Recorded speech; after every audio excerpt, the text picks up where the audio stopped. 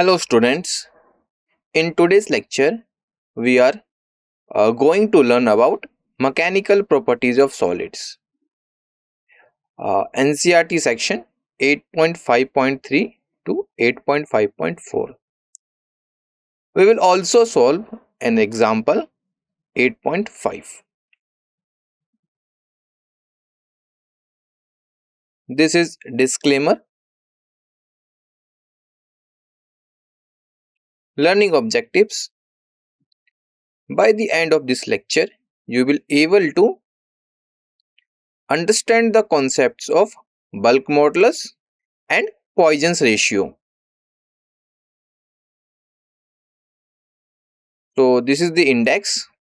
So in today's lecture, we will cover first 8.5.3 bulk modulus. After that, we will solve an example 8.5. And last, we will see 8.5.4 Poisson's ratio. So let's start. Here, our aim to understand the concept of bulk modulus. So let's start by looking at what happens when a body is submerged in a fluid. The fluid applies pressure equally in all directions on the body, which we call hydraulic stress.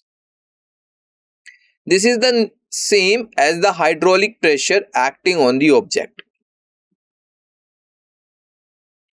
This hydraulic stress causes the volume of the body to decrease, leading to what we call volume strain. Volume strain is defined as the change in volume divided by original volume. We can say volume strain is equal to delta V divided by V. Here delta V is change in volume and V is original volume. Both are measured in cubic meters. Alright, delta V measured in cubic meters. Original volume V also measured in volume cubic meters. So think about it. What will be the unit? So we can say strain. Volume strain itself has no units. It's a unitless quantity. Alright. Formula for the volume strain helps us quantify how much the object is compressed. Now let's define bulk modulus. Alright. So bulk modulus is the ratio of volumetric stress to volumetric strain for a material. The figure here shows how applying pressure from all sides, from vertically downward, vertically upward, towards left and towards right.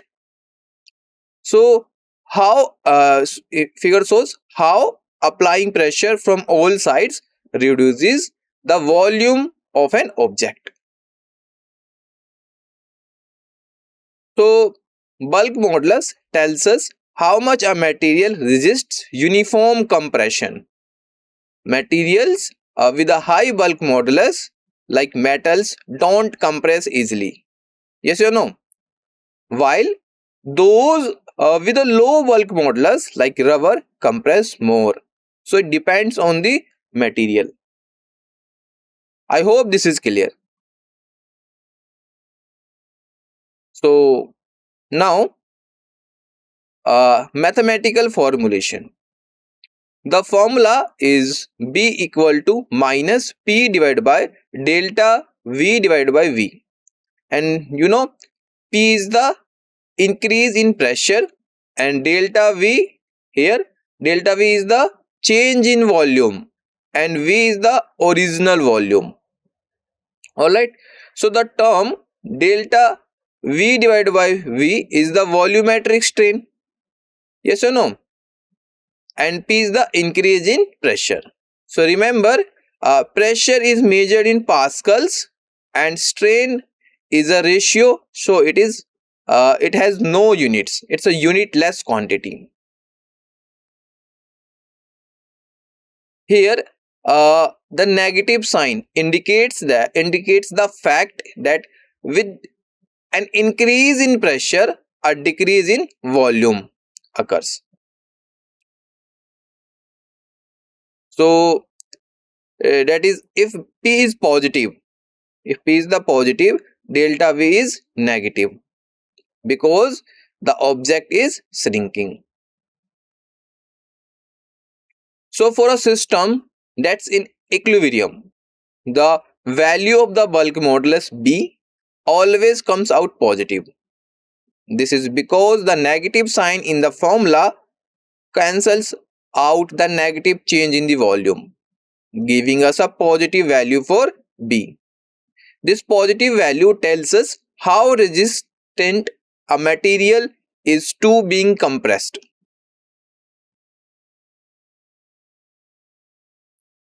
If we talk about the SI unit, so we can say SI unit of bulk modulus is the same as that of pressure, Pascal or Newton per meter square. Alright, this makes sense because bulk modulus measures how much pressure is needed to cause a certain change in volume.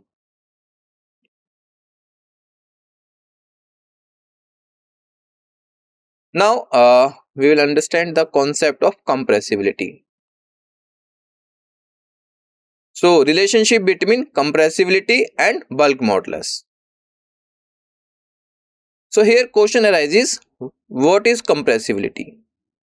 So we can say uh, compressibility, which we often represent with the letter K, small k, is defined as the reciprocal of the bulk modulus. In other words, K equal to 1 divided by B, where B is the bulk modulus. This means that if a material is very stiff, high bulk modulus, its compressibility will be low and vice versa. So mathematically, compressibility K is equal to 1 by V. In other words, we can say the reciprocal of B. So here, if we look see it mathematically, so K is equal to minus 1 divided by P into delta V divided by V. Alright. So this is the compressibility. For example, if you increase the pressure on a material and its volume decreases by a small fraction, this formula tells you exactly how compressible it is.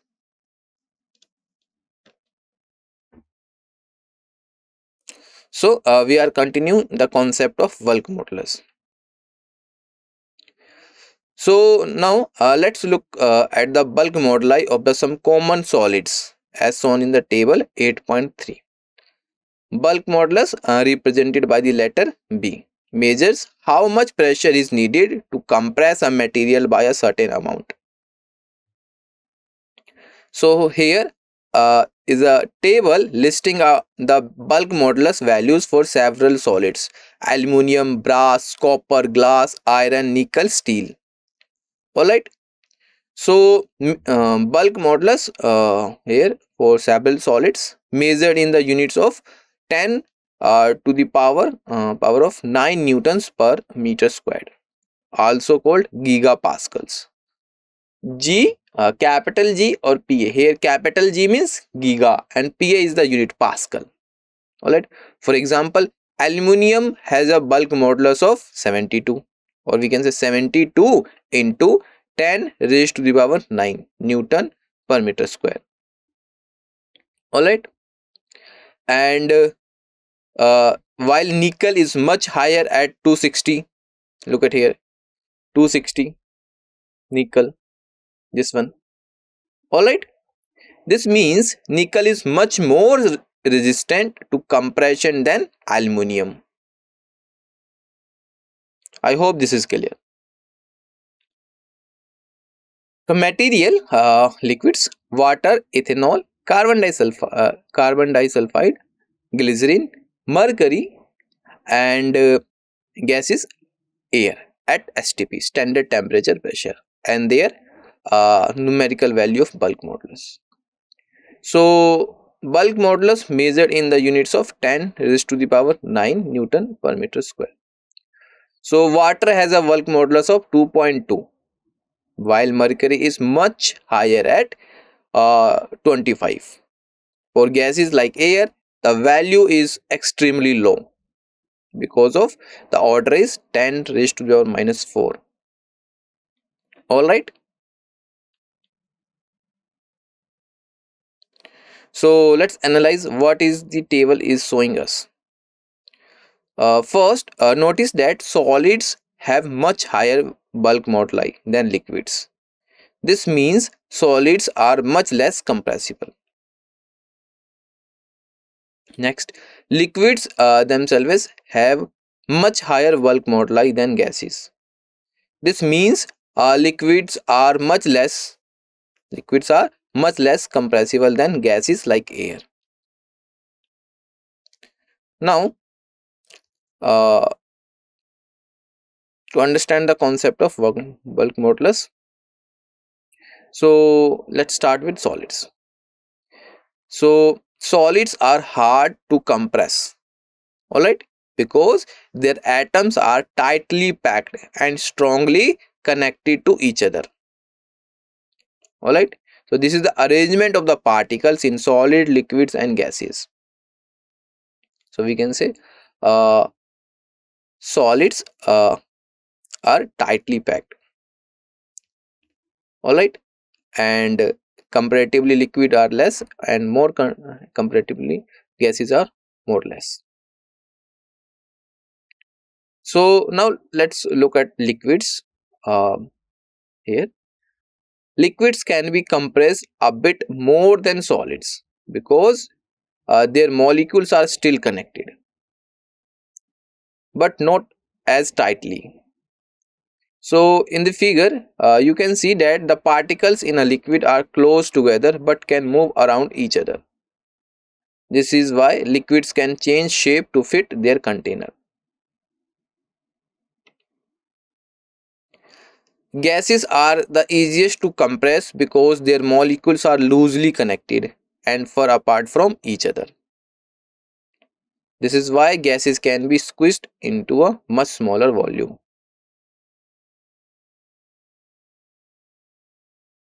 So let's examine table 8.4. This table lists the various types of stress and strain, the corresponding elastic moduli, and which states of matter they are applied to. So look at here. Here is the table. This one, type of stress: tensile or compressive, shearing, and hydraulic. Right. So here, stress: two equal and opposite forces perpendicular to opposite faces, whereas strain: elongation or compression parallel to the force's direction, delta L by L, longitudinal strain. So shape, change in shape, yes, and volume, no. Elastic moduli formula is this one, all right, and states of matter: solid. Similarly for shearing and hydraulic. So the table here explain about the stress. This will help us understand why bulk modulus is unique, since it applies to all three states: solids, liquids, and gaseous.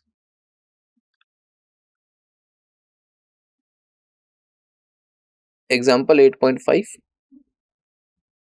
Average depth of the Indian Ocean is about 3000 meter. Calculate the fractional compression delta V by V of water at the bottom of the ocean. Given that the bulk modulus of the water is 2.2 into 10 raised to the power 9 Newton per meter square. Alright, let's see the solution.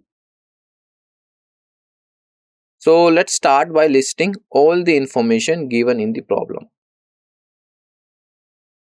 So first, the average depth of the Indian Ocean is given as h is equal to 3000 meters. This is the vertical distance from the surface to the bottom.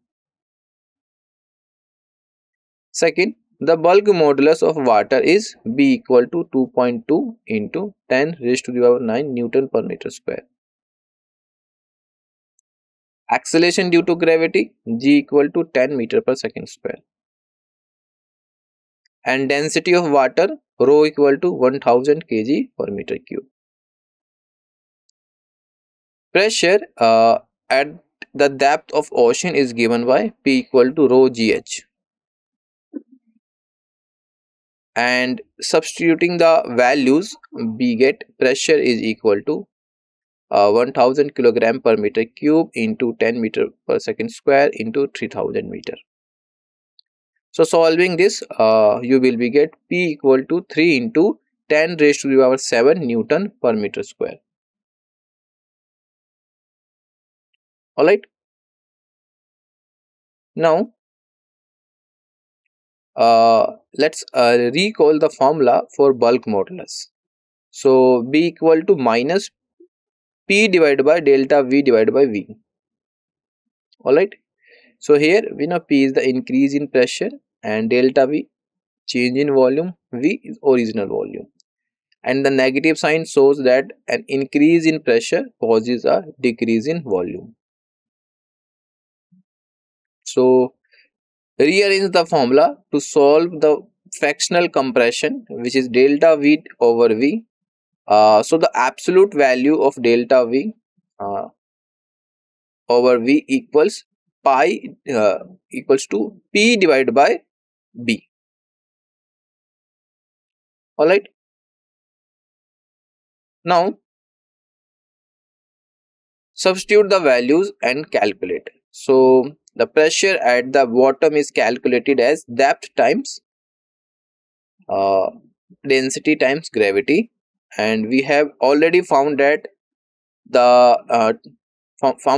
to be 3 into 10 raised to the power 7 Newton per meter squared. So the fractional compression delta V over V is pressure divided by bulk modulus. So after calculating, delta V upon V is equal to 1.36 into 10 raised to the power minus 2. Alright. Now solving the fractional compression. So fractional compression means the change in volume divided by the original volume, written as delta V over V. This tells us how much the water is compressed under the pressure at the ocean's bottom. So delta V upon V is equal to 1.36 into 10 raised to the power minus 2. This means that the volume of the water at the bottom is reduced by the about 1.36% compared to the surface. So to convert into percentage, multiply by 100. So here delta V divided by V, mode of delta V divided by V is equal to 1.36 into 10 raised to the power minus 2 into 100. So solving this, you will be get in terms of percentage. So it will be 1.36%. This means that the even under extreme pressure, water volume decreases by just a small amount. Alright.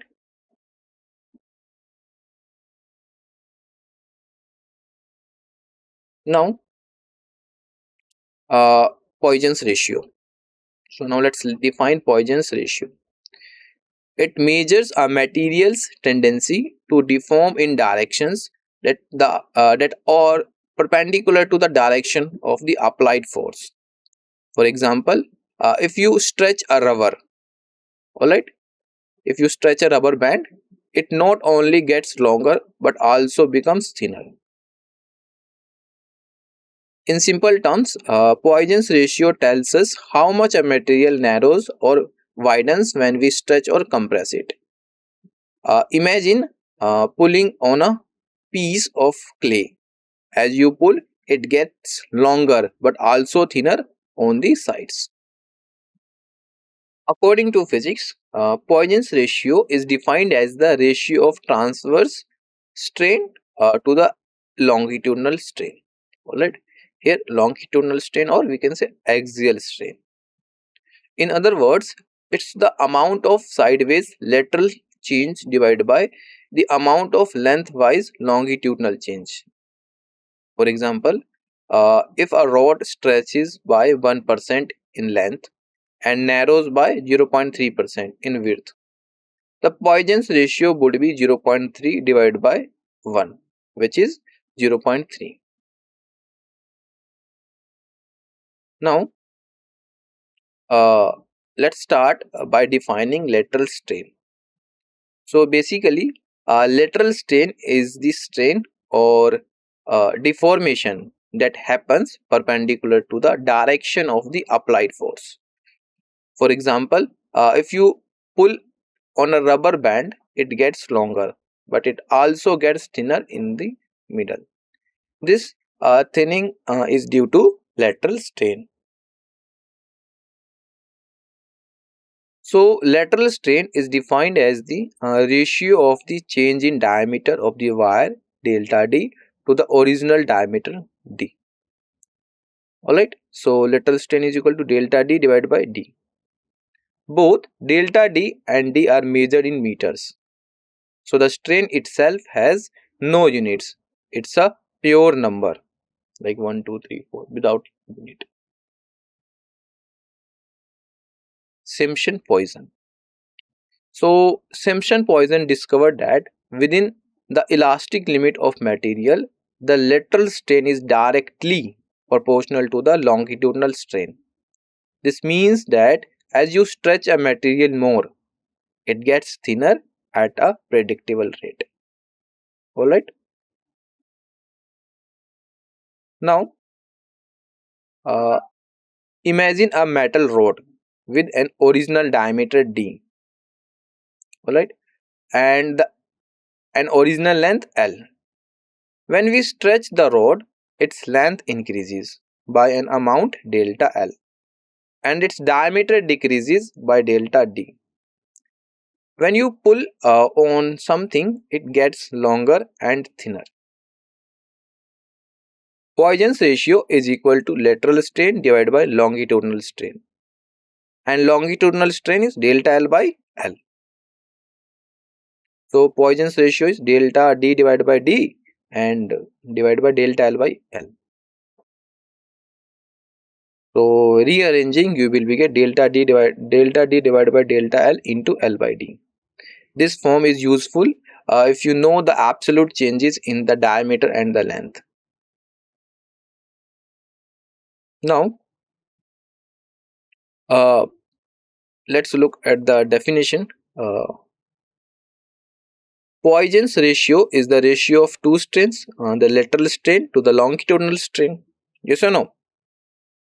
So, dimensions of the Poisson ratio, we can say dimensionless or unitless quantity. This means it does not have any units like meters or kilograms because it's a ratio of two quantities with the same units. So it's just a pure number. Factors depending Poisson's ratio. Poisson's ratio value depends only on the nature of the material. Alright. So for steel, the Poisson's ratio that typically ranges from 0.28 to 0.30. This means that for every unit of length it stretches, it contracts by about 0.28 to 0.30 units in the perpendicular direction. And for aluminium, on the other hand, Poisson's ratio is about 0.33. This is slightly higher than steel. So aluminium gets a bit thinner when stretched by the same amount. So students, now towards the end of the session, we are looking at the summary of the today's lecture, bulk modulus. So bulk modulus tells us how resistance a material is to being compressed evenly from all sides. The formula for bulk modulus is B equal to minus P divided by delta V by V. Negative sign in the bulk modulus formula ensures B is a positive quantity, as an increase in pressure causes a decrease in volume. Compressibility is a reciprocal of bulk modulus. So K equal to 1 by V is equal to minus 1 by P into delta V divided by V. Solids have significantly higher bulk moduli, lower compressibility than liquids, and which in turn have much higher bulk moduli than gases.